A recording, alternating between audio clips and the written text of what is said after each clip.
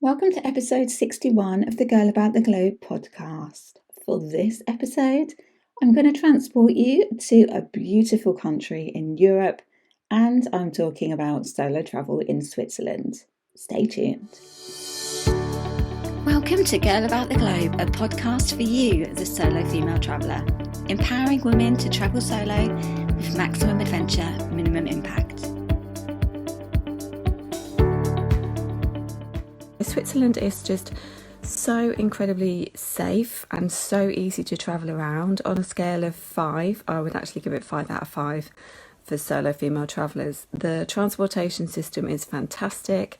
You can hike and not worry about being solo when you hike. I know that can be a bit of an issue if you're travelling to a country that you're a bit unsure about, is going into really rural areas and hiking by yourself, but that's not a problem in Switzerland. Even the routes are really well signposted, so if you've got no direction at all like me, there's no problem because it tells you exactly how far away you are from the nearest town, so it's really easy to travel around. The only thing I'd say is that, or the only danger I'd say in Switzerland of my own personal experience, is just running into a cow, because it's just so safe when you go. It's very popular with Asian tourists actually who come to see the Alps. There's loads of tourists and travellers there, so you're guaranteed to meet other solo travellers there. So Switzerland, it's got alpine peaks, it's got the Alps, waterfalls, amazing mountains. It's quite a small country, but there are 4 languages, but some of the locals do speak English, so you can get by with just English. A good time to go, it really doesn't matter what time you go to Switzerland. I would say the people that it attracts would be more of the hiking solo, the nature solo, people who love Swiss chocolate and lakes. So it's kind of for the nature solo. So it doesn't really matter what time of the year that you go. So you can go in the summer and you can do hiking, or you can swim in the lakes, or you can go in the winter and you can do skiing or relax in the thermal spas or go ski on the slope. They do have a lot of other different activities that you can do in winter, which doesn't just involve skiing as well.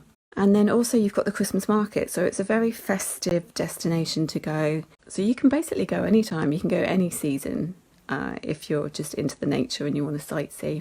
Things not to miss in Switzerland: the Einstein House, which is in Zurich. Zurich's also great for shopping. Obviously it's quite expensive depending on where you live, but Switzerland is, I would say, one of the most expensive countries in Western Europe.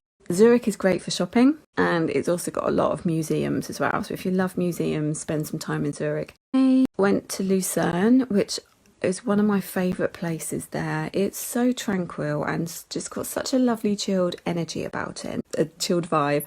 And it's got a big lake, and it's got the clock tower, the chocolate shops there as well. And it's also got the dying lion of Lucerne, which is a stone lion kind of engraved in a wall, which is really different and unique to look at. So I definitely recommend spending a few days in Lucerne. I spent 3 nights there in a hostel that was right by the lake and just explored by foot. And you can also do a lot of day trips. The best thing about Switzerland is that you can basically base yourself in a different city and then do day trips from there. So you don't have to move around if you don't really want to. You can have a base and then just use the amazing train system to go and visit different areas. Mount Pilatus, you can also reach that from Lucerne. That is a definite don't miss. You take the gondola before you ride the world's steepest cogwheel railway. So that's definitely worth doing. Lake Geneva, it's the largest lake in Western Europe. If you love adventure, there's Interlaken, which I haven't personally been to. It looks as though it's got every single activity under the sun. So you've got paragliding, rafting, tandem skydiving, bungee jumping, hang gliding, canyon jumping, whitewater rafting, ice climbing in the winter. Anything you obviously want to do active and adrenaline wise, you can do in Interlaken. And for the best views in Europe, there's an area which is called the Top of Europe, and it has an ice palace that you can go to. So if you take the Jungfrau Railway, it's the highest altitude railway station in Europe at 3,454 metres. And the Jungfrau Duke, I'm not sure if I'm pronouncing it correctly, is the site of Europe's largest glacier, and it's also UNESCO listed. Then there's Lauterbrunnen. I spent 2 nights there and stayed in a Swiss chalet, and apparently there were 72 waterfalls there, so I went and hiked and found the Corkscrew waterfall, which was great. You can also ski there in the winter as well.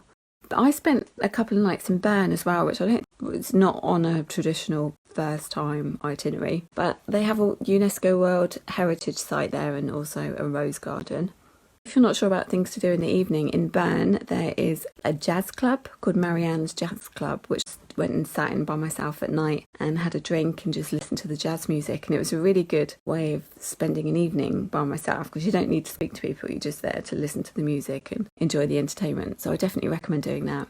So I've been to Lauterbrunnen, Bern, Lucerne and Zurich, but if you're going for a week, there's a couple of different itineraries. Because of its size, it's quite easy to see quite a few different areas, so it's easy to do a lot of different combinations. So a good 7-day itinerary would be Zurich for 2 nights, Lucerne for 3 nights, Interlaken for 2 nights, or you could go to different places such as Basel for 2 nights, Montreux for 1 night, Lucerne for 2 nights, Interlaken for 2 nights.